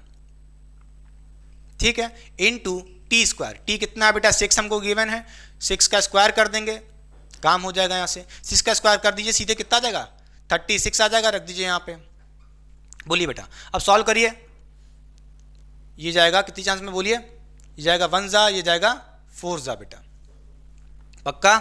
फिर ये जाएगा 1 जा, ये जाएगा 2 जा, कितना आ गया -2g आ गया। कितना आ गया -2g आ गया।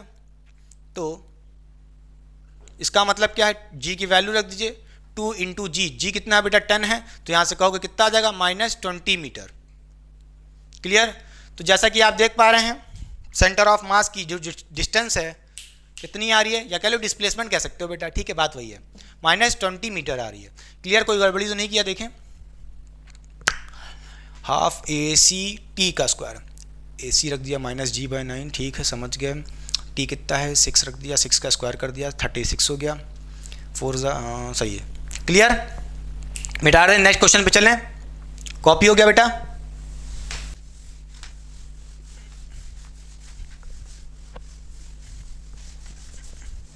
तो चलिए बच्चों सॉल्व करते हैं क्वेश्चन नंबर 5 बेटा इस लेक्चर का। ये क्वेश्चन भी एक ताबड़तोड़ क्वेश्चन है, क्योंकि ये क्वेश्चन भी बेटा जेई और नीट वाले बंदों के लिए इंपॉर्टेंट है। तो ध्यान से देखिए क्वेश्चन में हमसे क्या कर रहा है। A body of mass 2 kg is projected under gravity with a speed of 6 metre per second at an angle of 30 degree with horizontal. Find the magnitude of change in momentum of body if it strike the ground बेटा, यानी कि हमें magnitude of change in momentum निकालना है of centre of मास बेटा, ये बात निकालनी है। क्वेश्चन में हमसे क्या कह रहा है, आइए वो बात लिखते हैं बेटा और ड्रॉ करते हैं जो भी क्वेश्चन में हमसे कह रहा है। क्वेश्चन में हमसे कह रहा है कि हमारे पास एक कोई 2 kg का मास है बेटा, और इस 2 kg के बॉडी को या कह लो मास को थ्रो कर दिया गया है with initial velocity 6 metre per second की वेलोसिटी से at an angle from the horizontal. मान लेते हैं ये हमारा हॉरिजॉन्टल है बेटा ग्राउंड, और यहाँ से 30 डिग्री के एंगल से थ्रो कर दिया गया इस बॉडी को बेटा। अगर किसी बॉडी को थ्रो करोगे किसी एंगल से बेटा, तो वो बॉडी क्या करती है, प्रोजेक्टाइल मोशन करती है। तो ये बॉडी, ये मास कुछ देर बाद ऐसे ऐसे प्रोजेक्टाइल मोशन करते करते स्ट्राइक करेगा इस ग्राउंड को बेटा। बोलिए किसी टाइम बाद ये बॉडी किसी टाइम बाद इस ग्राउंड पे स्ट्राइक करेगी विथ द सेम वेलोसिटी। आपने 6 मीटर पर सेकंड की वेलोसिटी से फेंका था, तो ये बॉडी 6 मीटर पर सेकंड की वेलोसिटी से स्ट्राइक करेगी इस ग्राउंड पे बेटा, नोट करिएगा। अच्छा, अगर ये एंगल 30 डिग्री था फ्रॉम द हॉरिजॉन्टल, तो याद रखिएगा बेटा ये भी आपका हॉरिजॉन्टल है, यहाँ से ये एंगल भी 30 डिग्री रहेगा, नोट करिएगा। अगर आपको यहाँ पे सेंटर ऑफ मास का चेंज इन मोमेंटम निकालना है तो क्या करना पड़ेगा, इन वेलोसिटीज़ का कंपोनेंट लेना पड़ेगा। अच्छा, अगर आप इसका कंपोनेंट लेंगे तो बोलिए एक्स डायरेक्शन की जो वेलोसिटी होगी हॉरिजॉन्टल एक्सिस के अलोंग क्या होगी, बोलिए ये हो जाएगी 6 cos 30 बेटा, और इसकी वर्टिकल कंपोनेंट वाई डायरेक्शन की वेलोसिटी क्या हो जाएगी 6 sin 30 बेटा, ये हो जाएगी। इसी तरह यहाँ पे भी आप इस 6 मीटर की वेलोसिटी को क्या करोगे, रिजॉल्व कर लोगे एक्स के अलोंग। देखिए बेटा ये हो जाएगा 6 cos 30, बोलिए एक्स एक्सिस के अलोंग हॉरिजॉन्टल वेलोसिटी क्या हो जाएगी 6 cos 30, और वर्टिकल क्या हो जाएगी नीचे की तरफ नेगेटिव वाई एक्सिस के अलोंग क्या हो जाएगी, बोलिए ये हो जाएगी 6 sin 30 बेटा। क्लियर। अच्छा, अब हमें क्या निकालना है, चेंज इन मोमेंटम निकालना है सेंटर ऑफ मास का। अच्छा भाई, चेंज इन मोमेंटम हमें एक्स में भी मिल सकता है, वाई में भी मिल सकता है। तो देखिए अगर मैं बात करूं यहाँ पे change in momentum, change in momentum बोलिए अलोंग द एक्स एक्सिस कितना होगा बेटा, 0 होगा। खुद सोचिए भाई चेंज इन मोमेंटम क्या होगा, बोलिए डेल्टा पी कैसे निकालते हैं, डेल्टा पी कैसे निकालेंगे, मास इंटू डेल्टा वी बेटा, change in velocity into mass. और हम किसकी निकाल रहे हैं, एक्स डायरेक्शन की निकाल रहे हैं। तो अगर मैं बात करूं यहाँ पे एक्स की, तो देखिए बेटा एक्स एक्सिस के अलोंग जो वेलोसिटी थी, इनिशियल वेलोसिटी कितनी है 6 cos 30 है, और फाइनल देखिए हॉरिजॉन्टल वाली एक्स एक्सिस के अलोंग कितनी है 6 cos 30 है। वेलोसिटी का मैग्नीट्यूड भी नहीं चेंज हो रहा और डायरेक्शन भी नहीं चेंज हो रहा। देखिए ये भी इस डायरेक्शन में है, ये भी इस डायरेक्शन में है, तो ओवरऑल वेलोसिटी चेंज ही नहीं हो रही है। भाई वेलोसिटी जब चेंज नहीं होगी इसका मतलब क्या है, वेलोसिटी चेंज इन वेलोसिटी 0 है। बोलिए तो एक्स एक्सिस के अलोंग जो मोमेंटम का चेंज होगा वो 0 होगा, नोट करिएगा बेटा। क्लियर। और आपको मैंने पहले भी बताया था अगर हमारे पास कौन सा मोशन हो रहा है, प्रोजेक्टाइल मोशन, तो याद रखिएगा बेटा एक्स एक्सिस के अलोंग की जो वेलोसिटी होती थी, याद करिए यू कॉस थीटा वहाँ पे आपने पढ़ा था, वो क्या होती थी बोलिए, जो एक्स एक्सिस की वेलोसिटी होती थी वो क्या रहती थी, कांस्टेंट रहती थी। अच्छा, वेलोसिटी कांस्टेंट थी क्योंकि बेटा एक्स एक्सिस के अलोंग देखिए कोई भी एक्सेलरेशन ऐड ही नहीं हो रहा, एक्ट ही नहीं कर रहा, तो वेलोसिटी चेंज ही नहीं होगी, वेलोसिटी चेंज नहीं होगी तो चेंज इन वेलोसिटी जीरो, तो मोमेंटम भी जीरो हो जाएगा बेटा। जीरो को मल्टीप्लाई करोगे मास से तो एक्स डायरेक्शन का चेंज इन मोमेंटम भी जीरो, सीधी सी बात है। डायरेक्टली भी कह सकते थे मगर फील देना जरूरी है, फील देना जरूरी है। अब आइए बात करते हैं इसका मतलब क्या है। जो भी चेंज इन मोमेंटम होगा वो वाई एक्सिस के अलोंग होगा। क्यों, देखिए यहाँ पे देखिए इस बॉडी की इनिशियल वेलोसिटी वाई एक्सिस के अलोंग देखिए पॉजिटिव वाई एक्सिस के अलोंग कितनी है 6 sin 30, और इधर देखिए फाइनली कितनी है नेगेटिव वाई एक्सिस में 6 sin 30 है। भले ही मैग्नीट्यूड तो सेम है मगर डायरेक्शन तो अलग है बेटा, डायरेक्शन अलग होगा तो चेंज इन वेलोसिटी आएगा, ठीक है। तो यहाँ से हम कह सकते हैं जो चेंज इन, बोलिए चेंज इन क्या, मैग्नीट्यूड ऑफ मोमेंटम होगा वो किसके अलोंग होगा बेटा, सिर्फ और सिर्फ वाई एक्सिस के अलोंग होगा। तो यहाँ से हम कह सकते हैं जो भी चेंज इन मोमेंटम होगा वो वाई एक्सिस के अलोंग होगा। कैसे निकालेंगे बेटा, final momentum minus initial momentum बेटा, क्लियर, समझ गए, कोई दिक्कत इसमें नहीं। भाई फाइनल मोमेंटम बताइए, भाई ये क्या है, इनिशियल पोजीशन, पार्टिकल जब ये यहाँ से यहाँ आ गया फाइनल पोजीशन ये है बेटा, क्लियर। यहाँ पे देखिए इसका मास कितना रहेगा बेटा 2 kg तो रहेगा, क्लियर। बोलिए तो कैसे निकालेंगे, हमें अब क्या देखना है, सिर्फ वाई एक्सिस के अलोंग की वेलोसिटी देखनी है। भाई मोमेंटम कैसे निकालते हैं ये बताइए, मोमेंटम हमारा होता है मास इनटू वेलोसिटी, तो फाइनल मोमेंटम क्या हो जाएगा, मास कितना है 2 kg का है, हम यहाँ पे 2 kg नहीं रखेंगे, m मान लेते हैं, क्लियर। मास है m और इसकी जो वेलोसिटी है देखिए नेगेटिव वाई एक्सिस में कितनी है 6 sin 30, तो यहाँ से हम कहेंगे मास हमारी बॉडी का m मान लिया मैंने, क्लियर, और जो इसकी वेलोसिटी है कितनी है बेटा 6 sin 30 है, कितनी है 6 sin 30 है बेटा।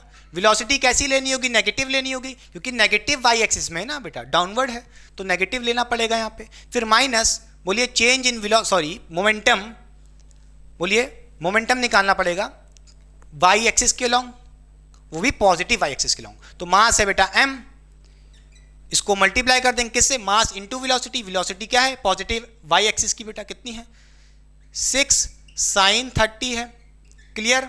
यहाँ से हम फिर ऐड कर लेंगे, काम हो जाएगा कितना, देखिए यहाँ से कहेंगे माइनस m sin 30 फिर माइनस m sin 30, दोनों ऐड हो जाएंगे कितना माइनस 2m 6 sin 30 हो जाएगा। कोई दिक्कत, यहाँ पे हमें मास की वैल्यू पता है कितनी है बेटा 2 kg है, कोई दिक्कत इसमें नहीं। यहाँ पे कहेंगे माइनस 2 इंटू कितना है बेटा मास 2 है 2 kg है, इंटू क्या हो जाएगा 6 है, फिर इंटू sin 30 होता है बेटा हाफ, फिर यहाँ से क्या करेंगे देखिए यहाँ से कह देंगे ये 1 जा और ये भी 1 जा बेटा, चला जाएगा।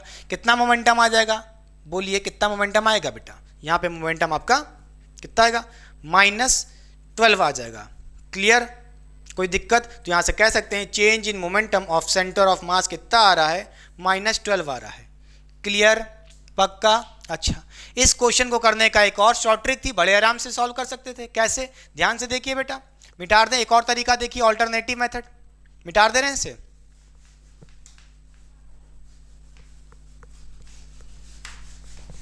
देखिए यहां से अगर मुझे चेंज इन मोमेंटम निकालना है, क्या बेटा चेंज इन मोमेंटम, याद रखिए हमने आपको बताया था जो हमारा फोर्स होता था वो क्या होता था, चेंज इन मोमेंटम, बोलिए अपॉन चेंज इन टाइम, या ये कह लो rate of change of momentum with respect to time ही तो फोर्स था, क्लियर। तो यहाँ से हमें क्या निकालना है, चेंज इन मोमेंटम निकालना है, तो चेंज इन मोमेंटम क्या हो जाएगा, बोलिए सेंटर ऑफ मास का फोर्स इनटू डेल्टा टी बेटा, फोर्स इनटू डेल्टा टी, काम हो जाएगा यहाँ से।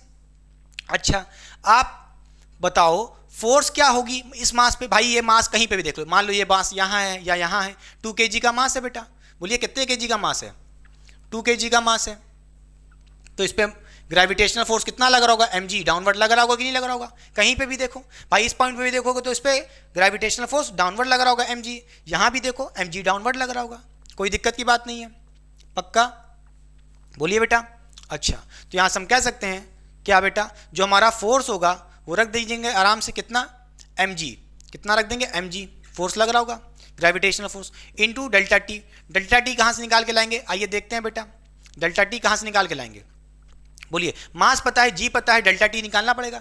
याद करिए, आपने प्रोजेक्टाइल मोशन में टाइम पीरियड पढ़ा था। जब ये बॉडी को आप यहाँ से फेंकोगे, जब ये वापस ग्राउंड पे गिरेगी, तो इस टाइम पीरियड का वैल्यू कैसे निकालते थे, एक फॉर्मूले से, वो आपने पढ़ा होगा बेटा। क्या टाइम पीरियड का फॉर्मूला क्या पढ़ा था, बोलिए, यू साइन थीटा, बोलिए यू साइन थीटा होता था अपॉन जी, बेटा 2 भी होता था आगे, ठीक है, क्या होता था, अपॉन जी होता था, 2u साइन थीटा बाई जी होता था। और यहाँ पे थीटा कितना गिवन है, 30 डिग्री, 30 डिग्री रख दीजिए, काम हो जाएगा यहाँ से।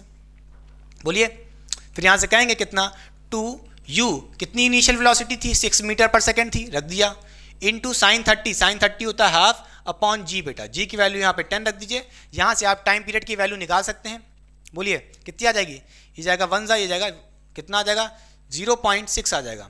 बोलिए टाइम पीरियड कितना आ जाएगा बेटा, बोलिए यहाँ से यहाँ जाने में टाइम पीरियड कितना लगा, क्लियर, तो टाइम पीरियड कितना लगा होगा, बोलिए कितना लगा होगा, 0.6, इसको रख लीजिए बेटा, यही हमारा डेल्टा टी की वैल्यू है, पक्का।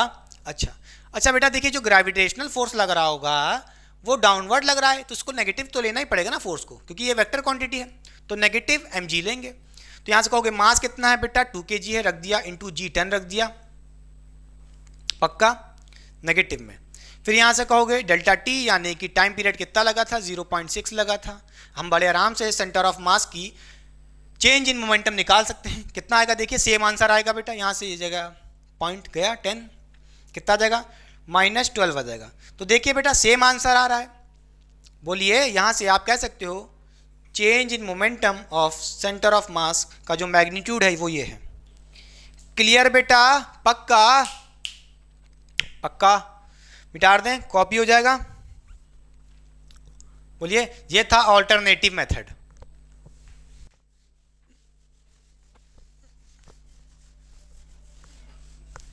तो चलिए बच्चों सॉल्व करते हैं क्वेश्चन नंबर 6 बेटा। ये क्वेश्चन भी कॉम्पिटिटिव लेवल वाले बच्चों के लिए इंपॉर्टेंट है। इस क्वेश्चन का मैंने ऑप्शन भी दिया है, तो अगर ये क्वेश्चन बन पा रहा है तो वीडियो को पॉज करके खुद से ट्राई करें, मैं करने जा रहा हूँ। क्वेश्चन हमसे कह रहा है 2 particle of equal mass have initial velocity 2i cap metre per second and 2j cap metre per second. First particle has constant acceleration, बेटा यहाँ पे ए क्या बता रहा है, acceleration, constant acceleration i cap plus j cap y while acceleration of second particle is 0। हमसे question में पूछ रहा है the centre of mass particle move in, यानी कि क्वेश्चन में हमसे पूछ रहा है कि सेंटर ऑफ मास बेटा कैसे मूव करेगा। उसके ऑप्शन मूव दिए हमको, centre of mass straight line पे मूव करेगा, सर्कुलर पाथ पे मूव करेगा, इक्लिप्स में या पैराबोला में। अब इसके लिए क्या करना पड़ेगा, हमें सबसे पहले देखना पड़ेगा कि उन पार्टिकल्स की सेंटर ऑफ मास की वेलोसिटी और एक्सेलरेशन का डायरेक्शन क्या है, तभी हम बता पाएंगे कि कैसा ग्राफ होगा सेंटर ऑफ मास का, या ये कह लो सेंटर ऑफ मास किस पाथ को फॉलो करेगा। अच्छा देखिए बेटा, हमारे पास यहाँ पे 2 पार्टिकल हैं, मान लेते हैं ये हमारा एक पार्टिकल 1 है और ये दूसरा हमारा पार्टिकल 2 है बेटा। हमारे को फर्स्ट पार्टिकल के बारे में क्या गिवन है बेटा, उसकी वेलोसिटी गिवन है, v1 कितना है बेटा, बोलिए 2i कैप है मीटर पर सेकेंड। अच्छा फर्स्ट पार्टिकल का मास मान लेते हैं, बोलिए बेटा m1 कितना होगा बेटा, m है। खुद सोचिए दोनों पार्टिकल का मास इक्वल है, तो मैंने मान लिया फर्स्ट पार्टिकल का मास m है, तो सेकंड पार्टिकल का मास कितना हो जाएगा बेटा, वो भी m रहेगा। और इसकी वेलोसिटी कितनी गिवन है, v2, बोलिए बेटा सेकंड पार्टिकल की वेलोसिटी 2j कैप मीटर पर सेकंड, बोलिए 2j कैप मीटर पर सेकंड। क्लियर, बोलिए बेटा। अच्छा फर्स्ट पार्टिकल का हमको यहाँ पे एक्सेलरेशन भी गिवन है बेटा, बोलिए कितना, फर्स्ट पार्टिकल का एक्सेलरेशन गिवन है, यानी कि a1 कितना गिवन है, देखिए first particle has constant acceleration i cap plus j cap, कितना है i cap plus j cap. और यहाँ पे acceleration of second particle while acceleration of second particle is 0, ये हमको गिवन है बेटा, यानी कि a2 0 है। क्लियर हो गई बात। अच्छा अगर हम यहाँ से पूछें सेंटर ऑफ मास की वेलोसिटी कैसे निकालेंगे, आप यहाँ से कहोगे बेटा क्या, m1 v1 plus m2 v2 बेटा अपॉन में total mass m1 plus m2, काम तमाम। फिर यहाँ से कहोगे m1 हमारा कितना है मास बेटा, m है, V1 कितना है बोलिए बेटा, 2i कैप है, 2i कैप है, फिर प्लस m2 भी हमारा m है, v2 हमारा कितना है 2j कैप है वेलोसिटी, बोलिए 2j कैप, फिर अपॉन में m1 प्लस m2 यानी कि m प्लस m बेटा। समझ गए बेटा, कोई दिक्कत नहीं।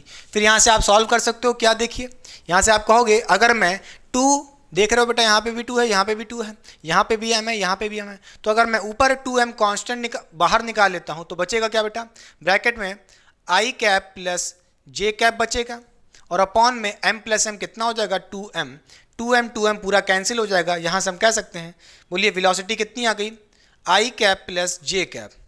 क्लियर, यहाँ पे बेटा 1 चांस में गया होगा तो 1 आ जाएगा। क्लियर, तो यहाँ से कहेंगे हम सेंटर ऑफ मास की वेलोसिटी कितनी आई है 1 ब्रैकेट में i cap plus j cap बेटा, नोट करिएगा। अच्छा, अब बात करें अगर यहाँ पे हम किसकी, एक्सेलेरेशन की। देखिए बेटा, बात करें अगर हम यहाँ पे सेंटर ऑफ मास की एक्सेलेरेशन की, क्या होगी, कैसे निकालेंगे, बोलिए क्या फॉर्मूला होता है, m1 a1 plus m2 a2 होता है बेटा, अपॉन में total mass m1 plus m2 बेटा। अब यहाँ पे हम सॉल्व कर सकते हैं बड़े आराम से, क्या देखिए जल्दी से, m1 कितना है, मास m गिवन है, इनटू a1 फर्स्ट पार्टिकल का एक्सेलेरेशन कितना गिवन है, देखिए ब्रैकेट में i cap plus j cap फिर प्लस m2 a2, m2 यानी कि सेकेंड पार्टिकल का मास m है, इंटू a2 यानी कि सेकेंड पार्टिकल का एक्सेलेरेशन 0 हमको क्वेश्चन में गिवन है, upon total mass m1 plus m2 यानी कि m प्लस m बेटा। फिर यहाँ से आप सॉल्व कर सकते हो बड़े आराम से, क्या देखिए यहाँ से आप कह सकते हो ये m इंटू 0 0 हो जाएगा पूरा, फिर कहोगे क्या m ब्रैकेट में i cap plus j cap, upon में क्या बचेगा 2m बचेगा, m से m मर जाएगा, जो अपना सेंटर ऑफ मास का एक्सेलेरेशन आएगा बेटा वो क्या आएगा, half i cap plus j cap आएगा, कितना आएगा, half i cap plus j cap आएगा। क्लियर, जैसा कि आप देख पा रहे हो यहाँ पे अगर हम बात करें सेंटर ऑफ मास की वेलोसिटी की तो वो भी कितनी आ रही है, i cap plus j cap, direction देखिए बेटा i cap plus j cap, और यहाँ पे देखिए सेंटर ऑफ मास का एक्सेलेरेशन भी हमारा कितना आ रहा है, i cap plus j cap. इसका मतलब क्या है, इसका मतलब क्या है बोलिए, acceleration of centre of mass and velocity of centre of mass, note करिएगा बेटा, इनका जो डायरेक्शन है, बोलिए बेटा डायरेक्शन है वो सेम होगा। खुद सोचिए, अरे इधर देखो डायरेक्शन क्या है, i cap plus j cap, इधर भी देखिए मिल रहा i cap plus j cap, direction same है, दोनों सेम डायरेक्शन में होंगे, किसी भी डायरेक्शन में हो सेम डायरेक्शन में है। इसका मतलब क्या है, जब भी डायरेक्शन सेम होता है इसका मतलब क्या है, स्ट्रेट लाइन को फॉलो कर रहे हैं, क्या फॉलो कर रहे हैं बेटा, स्ट्रेट पाथ को। समझ गए बेटा, क्लियर, बोलिए तो क्या कहोगे, स्ट्रेट पाथ। सेंटर ऑफ मास कैसे मूव करेगा, स्ट्रेट लाइन में मूव करेगा या कह लो स्ट्रेट पाथ पे मूव करेगा। क्लियर, पक्का, कॉपी हो गया, मिटा दें, चलिए बेटा पक्का मिटा दें, कैसा लग रहा हूँ, बोलिए बेटा मिटा दें, अच्छा था। इस टाइप के क्वेश्चन नोट करिएगा, कभी भी आ सकते हैं आपके पास, बोलिए पक्का।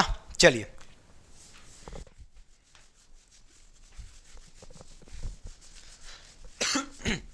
तो चलिए बच्चों ख़त्म करते हैं इस लेक्चर को एक लास्ट कॉन्सेप्ट क्लियरिंग चीज़ों से। तो ध्यान से देखिए, अब जो आप पढ़ेंगे यहाँ से रीजनिंग टाइप के क्वेश्चन बन सकते हैं, तो ध्यान से देखिए। अब तक हम लोग ने देखा था वेलोसिटी ऑफ सेंटर ऑफ मास कैसे निकालते हैं, एक्सेलरेशन ऑफ सेंटर ऑफ मास कैसे निकालते हैं, अभी तक हम लोग ने यही देखा था। अब आइए थोड़ी सी बात कर लेते हैं, फोर्स कैसे निकालेंगे सेंटर ऑफ मास पे। बेटा भाई सीधी सी बात है, फोर्स क्या होता है, मास इंटू एक्सेलरेशन। अगर आप मास को मल्टीप्लाई कर दोगे सेंटर ऑफ मास के एक्सेलरेशन से, तो सेंटर ऑफ मास पे जो भी फोर्स एक्ट हो रहा होगा वो आप निकाल सकते हो।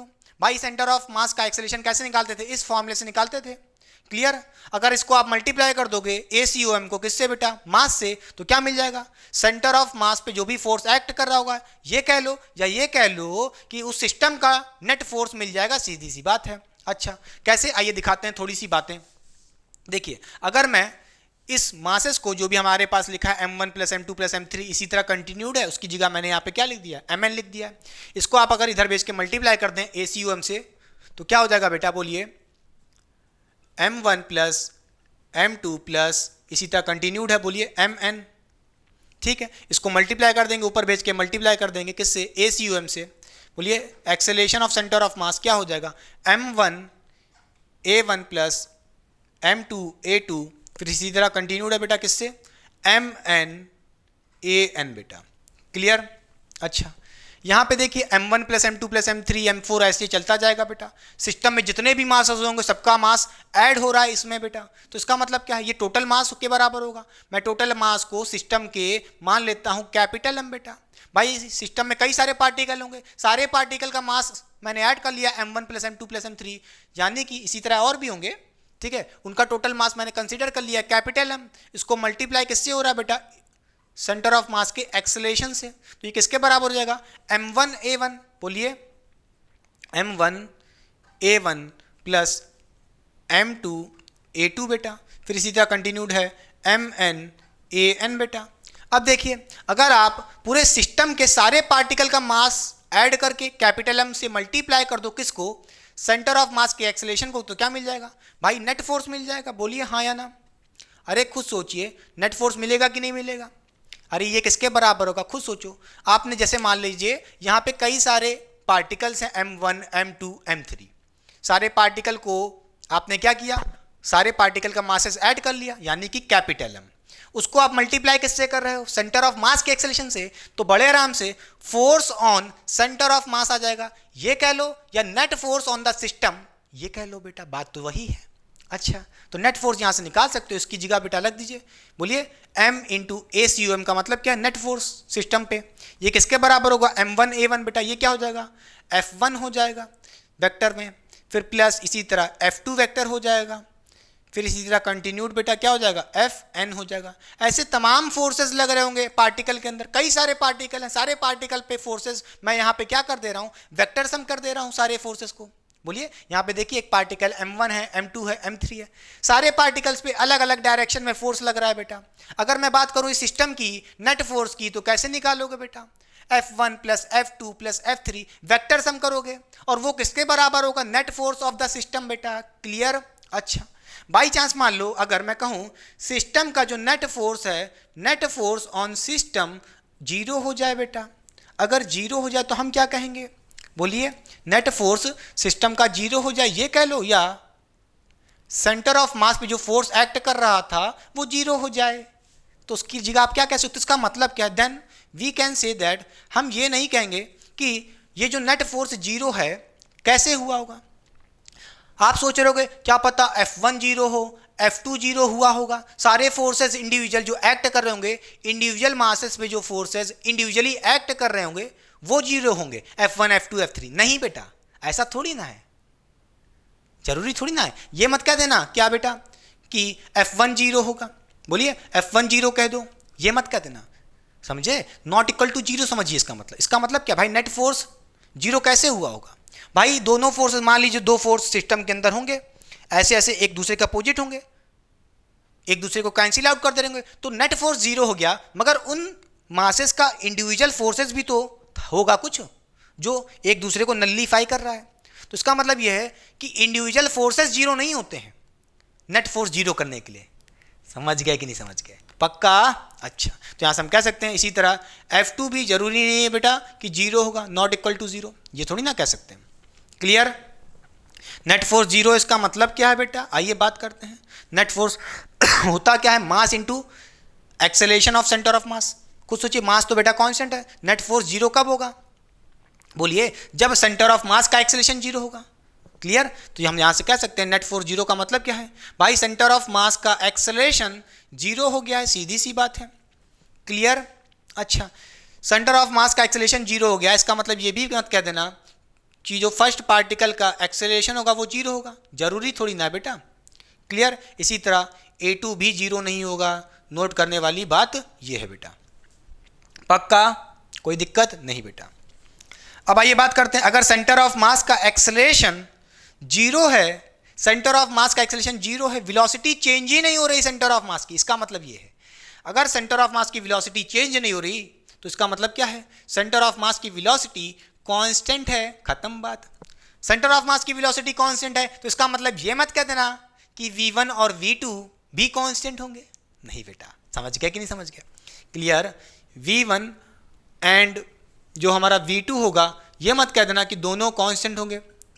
बोलिए, कहने का मतलब यह है कि V1 V2 कांस्टेंट हुए होंगे तभी आप कहो कि सेंटर ऑफ मास की वेलोसिटी कांस्टेंट थी, ऐसे समझो। इसको भी समझो बेटा। आप ये मत कह देना कि फर्स्ट पार्टिकल का एक्सेलरेशन जीरो होगा या सेकंड पार्टिकल का भी एक्सेलरेशन जीरो होगा मान लो, तो आप कहो कि सेंटर ऑफ मास का एक्सेलरेशन जीरो हो। नहीं, जरूरी थोड़ी ना है। क्लियर? तो जरूरी नहीं कि बेटा, समझ लीजिए, not equal to zero, not equal to zero. Clear? पक्का? यहां पे जो देख रहे हो नेट फोर्स जीरो हुआ है, वो कैसे हुआ होगा भाई? मान लो दो मासेस हैं, उन पे फोर्स अपोजिट डायरेक्शन में लग रहे हैं, इक्वल एंड अपोजिट फोर्स एक दूसरे को कैंसिल आउट कर देंगे, तो नेट फोर्स सिस्टम का जीरो हो जाएगा या सेंटर ऑफ मास का फोर्स जीरो हो जाएगा। समझ गए? मगर ये मत कहने देना कि इंडिविजुअल फोर्सेस जीरो हो जाए, आप F1 को जीरो कर दो, F2 को भी जीरो कर दो, ये मत करना। ये था पूरा फील। थक गए? मजा आ गया? मजा आ गया पढ़ा के, मजा आ गया होगा आपको पढ़ के, गारंटी इस बात की देते हैं। फील आया कि नहीं आया? तो ये था पूरा concept about the motion of centre of मास, जिसमें मैंने सारे कॉन्सेप्ट क्लियर करने की कोशिश की है और आपसे स्टार्टिंग में ही बोला था जितने क्वेश्चन बन सकते हैं बनाने की कोशिश करूंगा, और मैंने की भी है। तो चलिए, thank you so much student, मिलते हैं नेक्स्ट लेक्चर में। जय श्री राम।